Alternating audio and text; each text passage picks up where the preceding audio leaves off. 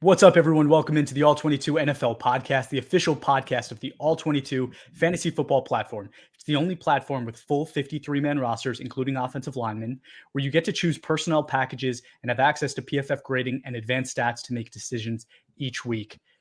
Ray, we're down to the final big three receivers. Are you ready? I love this episode. I can't wait. These guys are absolute studs, and it's going to be fun to talk about. Cool. We're going to start off with Marvin Harrison Jr. from Ohio State. He's 21 years old, 6'4", 209 pounds. He played 1,546 snaps with an 89.6 receiving grade, had 144 total receptions with 2,436 career yards and 26 touchdowns. This is creme de la creme. Prototype. I will see if he's number one. I don't know yet. We'll have to get into these guys. But Marvin Harrison Jr. is phenomenal. He is a top flight wide receiver prospect, has almost everything you look for in a prospect, plus the production. Dealt with some iffy quarterback play this final year, but overall, I mean, just such a security blanket for anybody. He can get you out of any bad situation. The type you could just throw it up for, even if he's not open, which is very rare. He's everything you want. He is a no-brainer pick. Is he the no-brainer top guy in this class? I don't know yet. Maybe, but you can't go wrong with Marvin Harrison Jr. This is a high floor and very high ceiling prospect through and through. So I have a few clips just to show you, just get into his game a little bit. I mean, for the most part, this guy's been talked about a ton already in draft circles, so there's probably not much you haven't seen when it comes to highlights or anything else, right? So I'm going to try to give a bit of context based off of some of the stuff we've mentioned about other wide receivers in this class, right? So we talked about Ladd McConkey a couple episodes ago, and I mentioned how he's savvy enough to break leverage, right? I think the first play was an Alabama DB with hard outside leverage, and he was able to still win downfield on an out route for a first down rather easily because of what he brings to the table. Well, Marvin Harrison Jr. is a leverage buster also. The difference is Marvin Harrison Jr. is, as you said, 6'4", 209 pounds. So this is a prototype downfield sized wide receiver who can also do the little things right in the short and intermediate game. So just the first play here, you're going to notice he's lined up in the slot. You can line Harrison Jr. up anywhere. And he'll make you pay. So he's lined up in the slot. You see the slot defender, Will Johnson, actually has some outside leverage here. You see the safety lined up deep middle, and you'll notice right at the snap, the corner again sits outside. Safety's in the middle. He's going to look basically right at Harrison the whole way because that is the number one threat. Harrison just kind of glides to the outside. Not even anything special. It's so subtle, but just kind of glides and with his long strides just eats up the leverage of, again, this is Will Johnson. This is allegedly cornerback one of the 2025 NFL draft class. And he just glides right by him just effortlessly. Ball placed on the back shoulder there to the outside. Easy pitch and catch, 25 plus yards. And he just makes it look so easy. Flexes on him. Again, the corner had outside leverage, and he just effortlessly beat him to the outside for a big gain. Here, lined up on the outside again, head up and press. What I like about this here is he actually doesn't, I don't think he gets a target on this play, but again, safety's bracketing him to the inside, corners making sure he doesn't get outside of him, right? And so Harrison, again, even though the ball is released elsewhere, ball's actually already out of the hands, right? But each of these three players right here, this safety has no idea that the ball has already been released. He's just locked in on Harrison Jr., and Harrison's break with his strides is already between the quarterback and the safety. If he were to look Harrison's way here, Harrison wins that route against a double team designed to take away that very route he just ran. So it's almost like a cheat code. No matter what you call, he can beat it. So if you want to get creative with Marvin Harrison Jr., right, what you're going to see here is a bit of a stacked release. And if you're not going to bump him at the line, you're going to kind of let him just run in zone. He's going to get on top of you. He's going to get separation. And this is Will Johnson, is going to hit him early, interfere, doesn't matter. Harrison Jr. tracks the ball, makes the catch through the contact and the illegal pass interference anyway, and then again is going to go flex on him. Top of the screen here, again, hard kind of inside press here, just nice little stutter on the slant. easy pitch and catch for the quarterback. And then a lot of people, we're going to talk about Nabers and how people talk about his yards after catch. Harrison's not really a yards after catch guy, but he can slip a defender, make the first man miss like he does here. Easy first down. Again, defender, corner hard outside leverage. They kind of bracket him here. If you don't get a hand on him at the line, again, if you just throw it up, he's going to go ahead through traffic, in contact, make the play anyway. And just, again, make the grab. He can do it all, whether you line him up outside in the slot versus press versus off coverage, whether he's bracketed, running through the zone. He can do absolutely everything you need a wide receiver to do. There is no box he doesn't check, and really check plus outside of maybe yards after catch. He's not necessarily the yak guy that you're looking for. Everything else, he brings it to the table. He's a phenomenal wide receiver prospect. I want to save most of my comments for the end. We'll do our counter rankings. We'll talk about it. And that way we can do the film audio only thing, and it'll work a little bit better for those people. Only thing I'll say is you mentioned like the lack maybe of yak for Marvin Harrison. Part of me thinks that it's just body preservation for him, where he's kind of like, I could either have 1,500 yards in the air, or, you know, there's a chance that I have 1,200 yards because I get hurt at some point because I'm getting hit too much and I'm running. Like, I almost don't think he wants to. And I don't really think of that as a knack or a knack on his game. I think it's kind of like it might be smart, especially at like the college level where he's projected to be the number one receiver in the draft. But just wanted to mention that. Let's go ahead and jump into the next guy whenever you're ready. All right, I'll jump in the next one. 1 second. Yeah, let's do Malik Nabers next. Let's just go kind of the prototypical like 1, 2, 3 that we got here while I pull it up. Perfect. So Malik Nabers from LSU on draft day will be 20 years old. So again, a very young prospect. He's 6 feet tall, 200 pounds, has played 1,561 snaps. He has a 93.5 PFF receiving grade from this past year. Pretty sure that's the highest of all of the receivers that we've reviewed and talked about. There's a couple guys that are close, but he is the highest. He's had 170 receptions on his career, 2,671 yards and 18 touchdowns. So matches the elite grading with a very high production total. This is a really special prospect as well. And in most drafts is going to be receiver 1. But let's just talk about him from a high level first. This is an extremely twitchy receiver, right? So, where some of the other guys today we're talking about and some of the receivers we talked about lately are either these field stretchers or they're these bigger body guys. There's only maybe a select few that are these extremely twitchy, but can stretch the field. And Nabers does it at the ideal size and weight, right? So when we talked about Ladd McConkey, we talked about our boy Pearsall, we talked about Xavier Worthy. Those guys are 15 to 25 pounds less than Malik Nabers is. And this guy is doing a lot of the same things in terms of twitch, route running, athleticism. He's got bend and balance movement skills that in my mind are the best I've seen since Justin Jefferson. Like that is the type of twitchy bend balance athlete that he is. And he can really play any receiver role you want on the field. And the funny thing is too, is like he didn't run at the combine, but if you look at his speed, he might be the fastest prospect in this draft. And that's talking about a draft that has Xavier Worthy, the guy that just broke the 40 time. When this guy turns on the jets, he absolutely will toast you. And then the fact that he's still 20 years old, there's so much room to grow. So let's jump into the film. I think I started this one a little late. Just don't go yet. He says, "Don't go."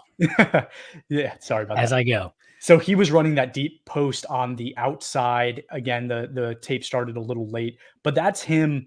That's him at the top of the screen. Thank you, Ray. He already has inside leverage on the corner, and there is a safety that should be trying to get over top of this.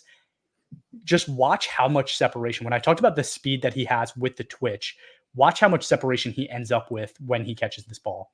That's 5 yards of legit separation on a corner and a safety to catch the ball. This is against Alabama. The corners that are guarding him are first round corners. He is toasting them. Okay, next play. Oh, we got the other view here. Yeah, the angle. Yep, amazing. Look how easy this is for the quarterback when you look at this. I mean, insane. Like, luckily he has a strong enough arm to make the throw. This one is kind of one of the ones people talk about. He's on the bottom of your screen. He's going to run a deep in. Go ahead and hit play.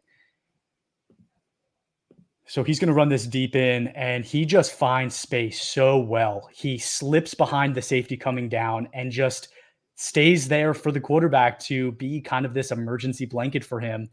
And he just, again, he finds space. He slips over the safety, is across the field, and then makes a really difficult catch and holds onto the ball for a big gain that should have honestly just been a broken play and been nothing. So again, just special things that this guy does. And I haven't even gotten into his movement skills. Right now, it's been speed and patience. I think this next one might be a little bit more towards that. So here he is lined up in the slot. Watch that just quick step that he does at the top of this route. Again, these are NFL first-round cornerbacks that he just destroys. Look, the corner obviously thinks he's going outside, makes him flip his hips. This is Terrion Arnold, the number one corner in this draft class, according to some people. He makes him look ridiculous on this, right? Look at that. Just finds the inside leverage, breaks him. It's textbook. You don't ask for anything better than that. Then this one here, trying to remember which moving so damn quick. I can't pause it in time, Chris. Yeah, I know. I apologize.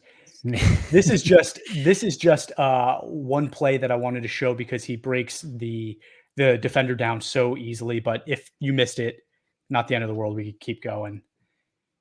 Got to work on my video editing here, huh?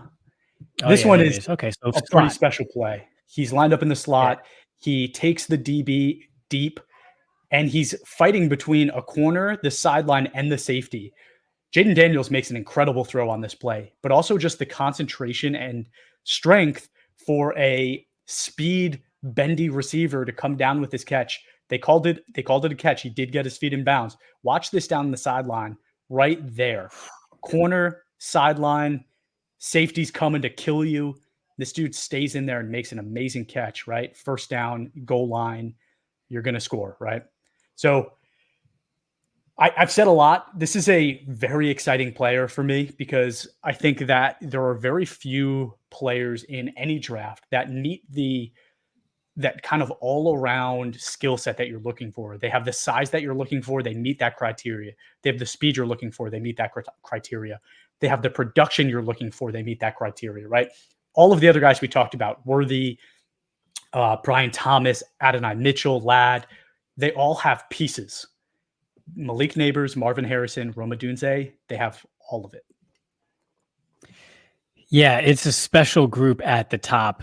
And we've been talking about it for months, and everybody's been talking about it for months because it is that obvious when you watch these guys play, just how different they really are. These aren't your standard first round wide receiver type prospects.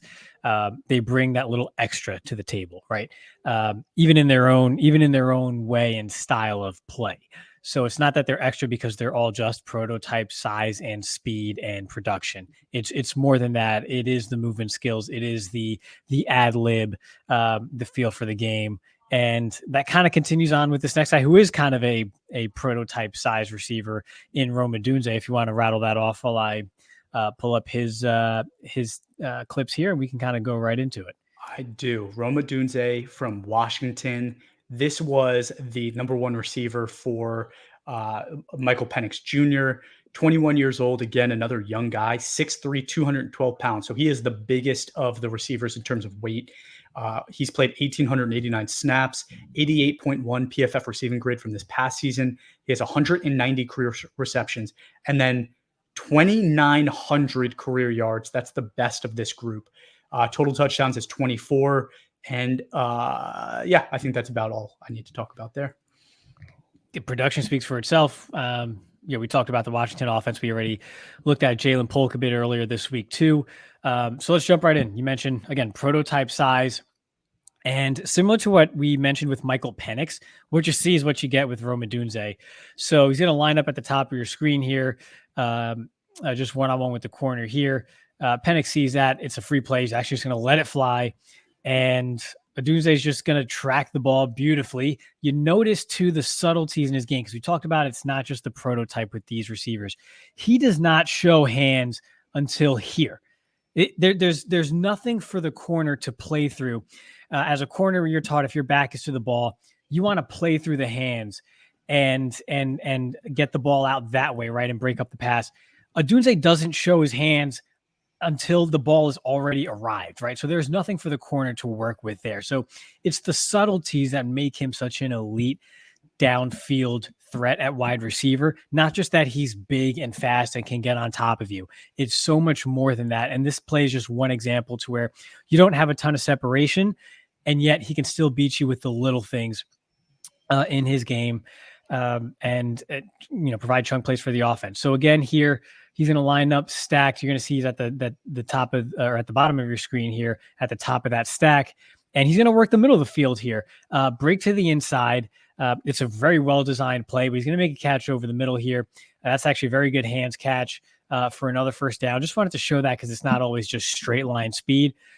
He has the ability to kind of find that soft spot in the middle and provide an easy target for his quarterback. So again, quick out route here, not just downfield stuff. He's going to make that first man miss. He's not necessarily the athlete with the ball in his hands that someone like Malik Nabers is, but if you can make the first guy miss with your momentum and size, then you're going to pick up, a decent amount of yak there. That's 6 yards of yak. That's an 8-yard pass turned into 15, 16. So those add up at the end of the game. Again, lined up here at the bottom of the stack. This is one thing we didn't see with Marvin Harrison Jr. is just getting him the ball in his hands on a quick screen and letting him run with it. That's where some of the yak narrative comes from with someone like Marvin Harrison Jr. as well.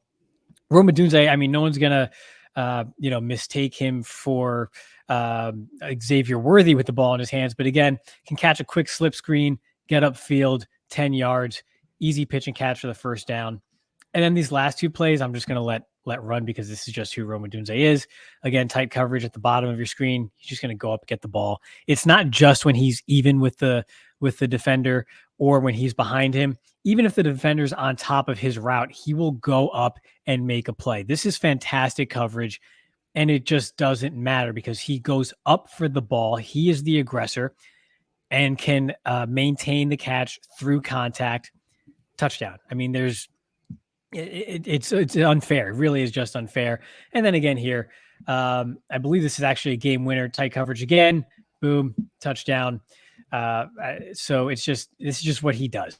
This is just what he does. I actually think the best part of his game that will translate even more so than the downfield prowess in the NFL, which will, because he's not just a big height, weight, speed receiver that people label as downfield. He has those nuances and twitch to his game that some of those other guys don't. So when you don't see someone with a lot of separation, a lot of times there are negative connotations to that.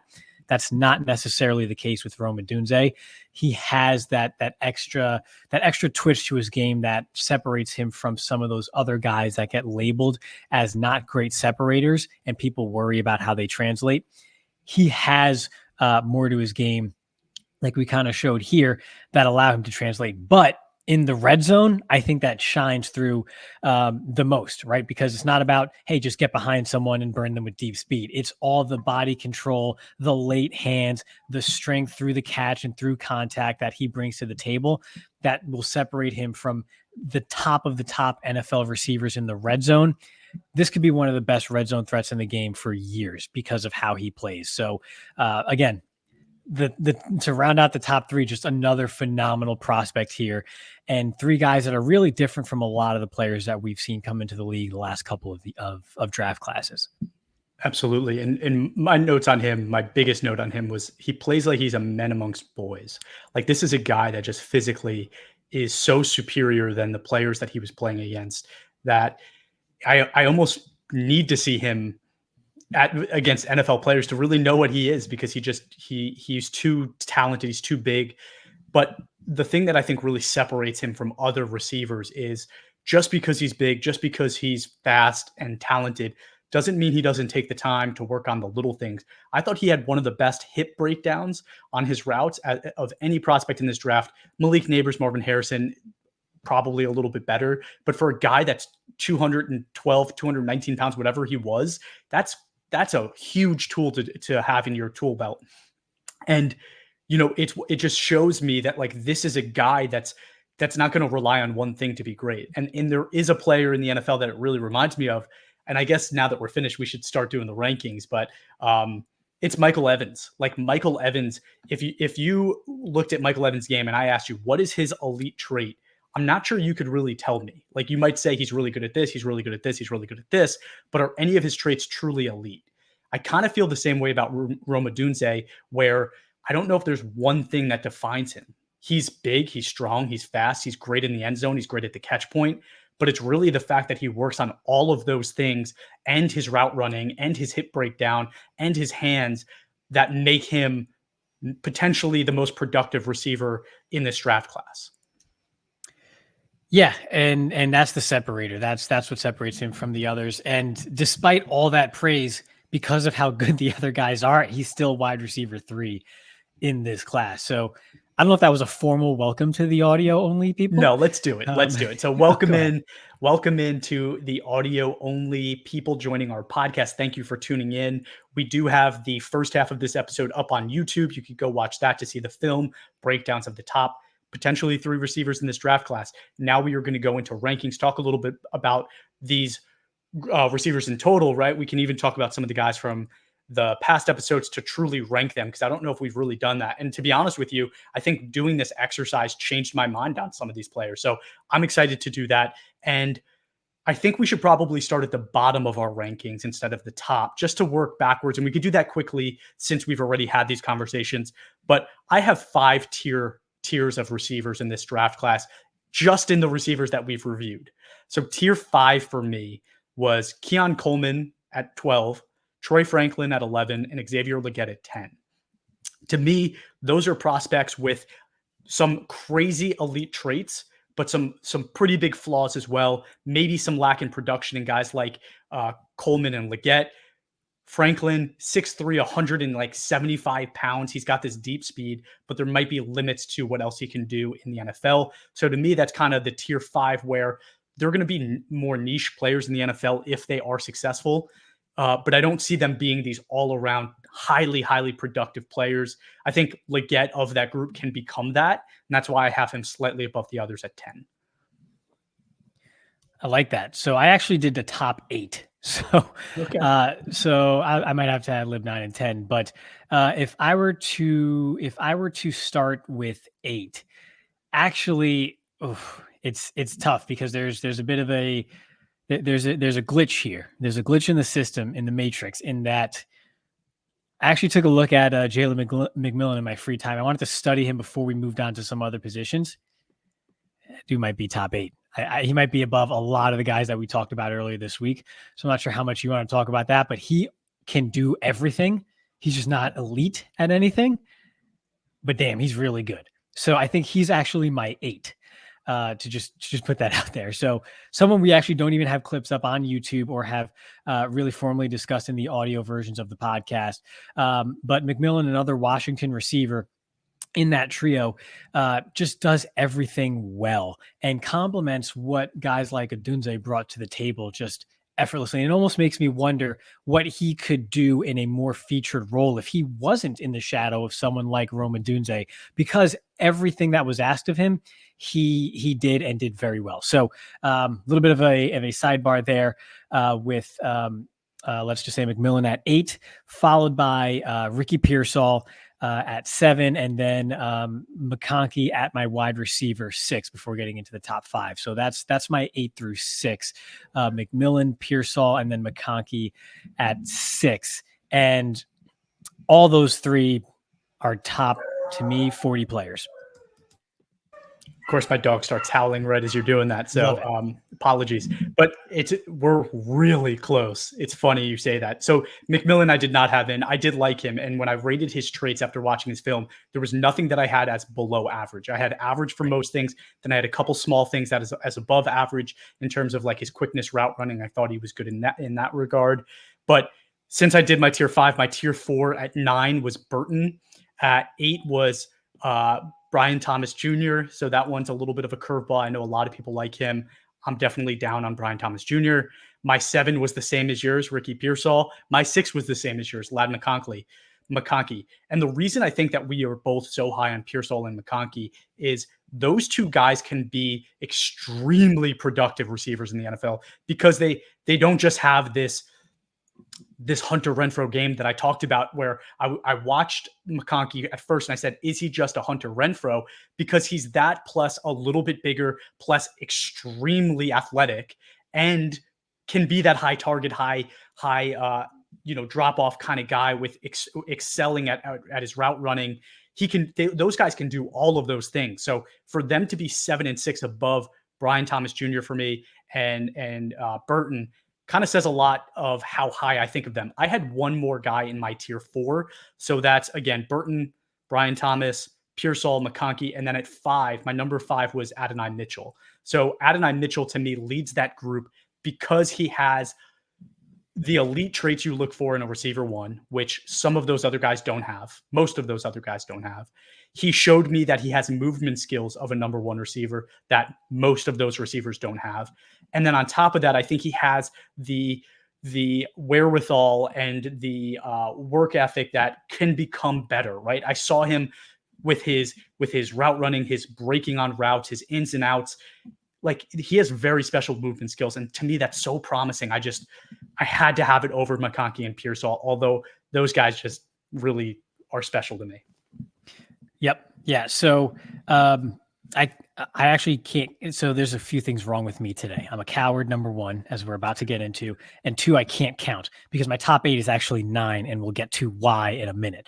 So that was actually 9, 8, 7, but just bear with me on this, right? Because after McConkey at 7, at 6, I had Brian Thomas Jr.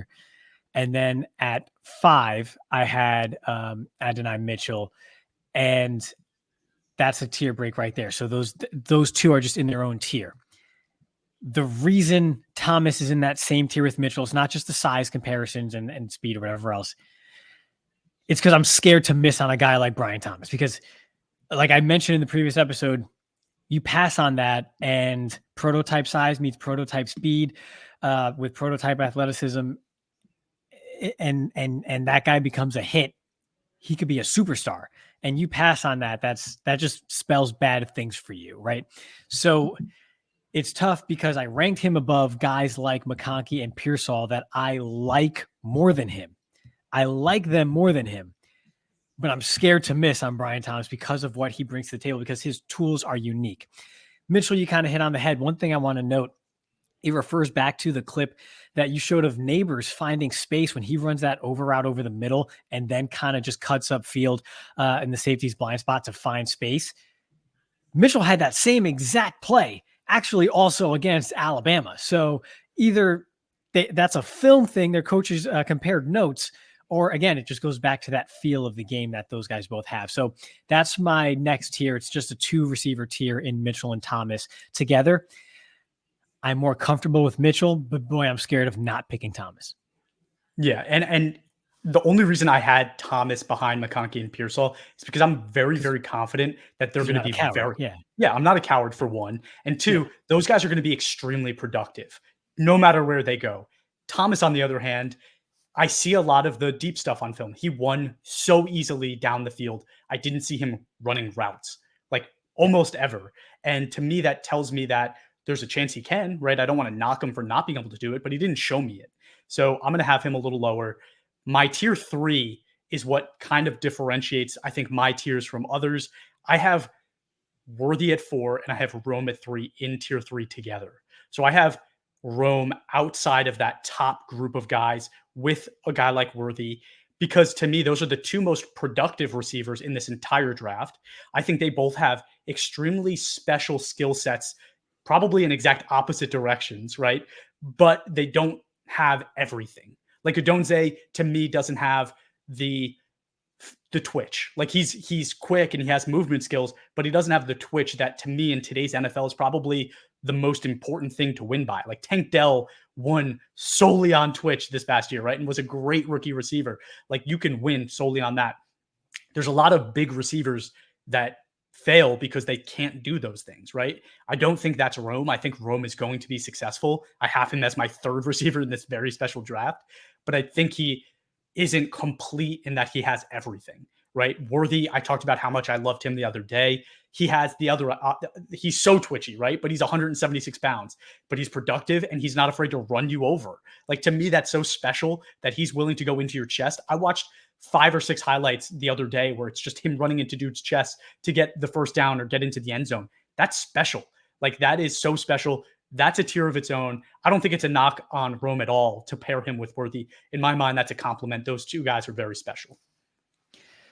Yeah, so the only thing that kept me from putting Worthy in the same tier as Odunze was I was worried a bit about the consistency catching the ball away from his frame.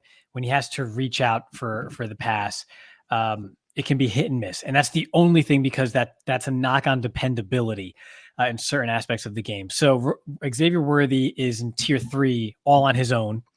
And Odunze is in tier 2 all on his own as my third receiver in this class. Again, I just couldn't put Worthy up with him, and I couldn't put Odunze up with Nabers and Harrison Jr. because so does that mean you have Worthy at 4? I have Worthy at 4, Odunze at 3, and then Nabers and Harrison we'll get into. So yeah, so each of them, Worthy and Odunze, are in their own tier. Worthy tier 3, Odunze tier 2. And the difference between Odunze and the tier 1 guys, right? We talk about how great he is downfield. But when you looked at Marvin Harrison Jr., even in just the couple of clips that we showed, when he was given that free runway, he got behind the defenders. When Odunze has runway, he still doesn't necessarily get a ton of separation behind the defenders. He still makes a catch and shows great nuance and everything and coming down with passes, but he doesn't get that same separation to make life really easy for his quarterback, right? So I think that's just the difference there. That's an example of the difference between the two. He just doesn't have that extra bit of juice that the others have in tier 1 in Harrison Jr. and Malik Nabers. So that's what separates them. I don't know if you want to start the discussion on the two of them there, but that's the difference I have between Odunze and the others. Okay. Well, yeah, I mean, my tier 2 is also a tier of just one player. I have Nabers as the tier 2 receiver at number 2. I do not have him as the same tier as the number 1 guy. And I also don't have him in Roman Worthies because I do think he's special in that he does everything, right? Like I talked about how Roman Worthy have like most things, but there are things missing, right? Nabers has everything, right? He's big enough. He's over 200 pounds. He's over 6 feet tall. He's fast enough. He had some of the fastest on-field times marked. He is productive enough, right? He had an amazing productive season this past season and multiple years of production. He's the twitchiest guy in this group in terms of just his ability to break down routes and just absolutely make DBs look ridiculous.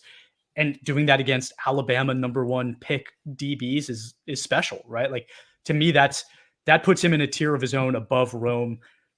He does everything, but Harrison to me is just in a world of his own because, like, what else could you want? Right? Like, I understand if you looked at Nabers and said, give me 3 inches. But guess what? If you gave him 3 inches, he'd be Marvin Harrison Jr. Pause. Yeah. Just go ahead. Just ignore him. So he's like, Harrison has the side speed to be just a nightmare anywhere he goes, right? He can do anything. He can win by being that twitchy receiver at the top of his routes. He can win by burning you down the field on deep routes. I believe he can take a screen pass and take it to the house. He just wasn't asked to because he's Marvin Harrison Jr. And right now he doesn't have to do that, right? He might have to at the next level. He has elite body control. This guy makes acrobatic catches. He's an elite route runner. Like, when I tried to find the flaws in his game, I sat there and I was like, I'm just being a jerk right now because there's just nothing for me to really choose, right? Like at Nabers, again, I can say I want 3 inches. I want another 20 pounds. I want him to be, I want him to be a little more aggressive. I want him to use his hands better. Like I want him to fight with his hands. I didn't really see that with Nabers. Not that it's like a huge flaw, but I just didn't really see it. But Harrison does everything. The only thing, like, again, it's like he doesn't look like Julio Jones. Like, if that's what you want to knock him for because he's not built like Julio Jones or DK Metcalf, be my guest. I'm not going to do it. To me, he's the most impressive receiver I've seen scouting receivers, in the past 5 years that we've done this. That's better than Jamar Chase. Like, I have him as my number 1 guy of the all-22 era. Like, he's that special to me. So the reason I had 9 receivers in my top 8 is because Nabers and Harrison are both number 1.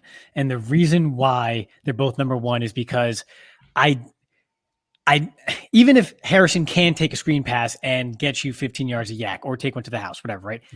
He can't do that as well as Malik Nabers. And Malik Nabers is also like a baby. Malik Nabers is 20 years old.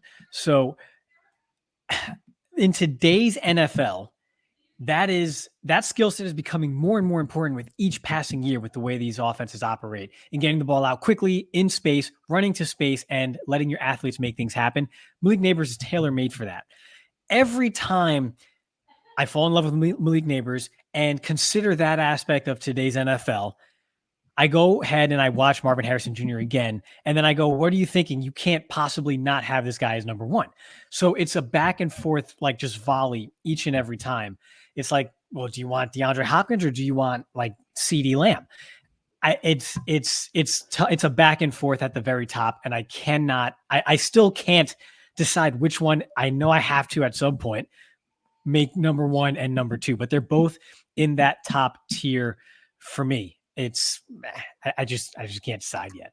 So you're not allowed, and that's why I have 9 players in my top 8. You're not allowed to leave this podcast without making a decision on 1 and 2. You have. If I had to, if I was on the clock right now, I would probably take Harrison Jr. Okay, I would. That's what the people needed to hear. And then I think about it some more. All right, and when you talk about the era, right, the All-22 era, 2020 to 2024, I talked about how Xavier Worthy was right behind Garrett Wilson for me. But what about the other guys? So Rome Odunze is number 9 for me. I have him right after Jordan Addison and right before Jalen Waddle. This is a guy, again, he's very special. Those guys are very special. Like I had those guys as good of possession, route running, speed receivers as you can have. Rome isn't that, right? He's a different type of receiver, but I think his upside is similar in that he can win so many ways. He can be extremely productive. Both those guys have been extremely productive in the NFL, but the guys above him, right? Like the one knock on my top 10 is that Henry Ruggs is sitting at 7, and I can't just delete that from my record, right? I need to live with that. I had him at 7, but above him is CeeDee Lamb at 6, Jerry Jeudy at 5, Devonta Smith at 4. So then that goes into Malik Nabers as my 3. So I loved Devonta Smith, just for the record. I thought he was incredible. Best route runner I've ever watched. Bendy can win a million different ways. Nabers is better, right? Nabers is better. He's 20 pounds, 30 pounds heavier. He's a better receiver. The only 2 guys I have above him are Jamar Chase and Marvin Harrison Jr. And I think there's an argument between Nabers and Chase. But the thing I love about Chase is something that, like, if Rome Odunze had everything, he would be Jamar Chase, right? Because Jamar Chase is also a bully. Jamar Chase can beat up any guy on the field. He's tough as nails, right? I don't really feel that way about Marvin Harrison or Malik Nabers. That's probably the knock. But that's like Jamar Chase can do everything, right? Marvin Harrison is better at everything than anyone else. That's my 1, 2, 3. Harrison, Chase, Nabers. That's also my 1, 2, 3, but they're like, I couldn't even decide my number 1 between Harrison and Nabers. So I still have to flesh that out between those 3, but that is my tier 1 of the All-22 era, followed closely behind each of those by Jalen Waddle, who I loved. I also loved Jerry Jeudy, as you know, and still do. I still love him, and him and Deshaun. It's gonna be great. It's gonna be great. But so that's the top 5. But those 3 are in their own tier. And then I would have those other 2 and then Rome at 6. So it's just Rome above CeeDee Lamb. And if I had the benefit of if I had the benefit of hindsight, I would put Lamb higher because of how today's game is with the yak and how important that is. But at the time, just sort of grading them in each of those snapshots, today, I had Rome higher than I had CeeDee coming into the league. If I had the foresight and considered just how much of that yak game would really come into prominence in today's NFL, probably would put Lamb higher. But I'm not gonna give myself that hindsight. So that's just how I have them here too. And I mean, you can't go wrong with any of them, to be totally honest. Anybody could tell me that they had Lamb at 1. I'd be like, yeah, I get it. And it makes sense. So they're all special players. I think it just goes to show in recent years how special the wide receivers that have come into the league are, which is its own discussion based on the evolution of the game, 7-on-7, yada, yada, yada, with how the college game has evolved. We can go on a whole diatribe about that. But when you're at the top of that class over several years, you are a special talent. And it's not splitting hairs because you can definitely have conviction about one over the other, but you're choosing between just whichever gourmet dish you want best. I don't know. That's a horrible analogy, but you get the point. I got it. Yeah. And I hope everyone had as much fun with this episode as we have, because this is such a fun thing to talk about, especially like you said, with today's NFL being the way it is. Thank you everyone for tuning in. If you haven't yet, please give us a follow on Instagram, Facebook, TikTok, and Facebook at all22_PFF, and leave us a review wherever you watch or listen to your podcast. And thanks for tuning in.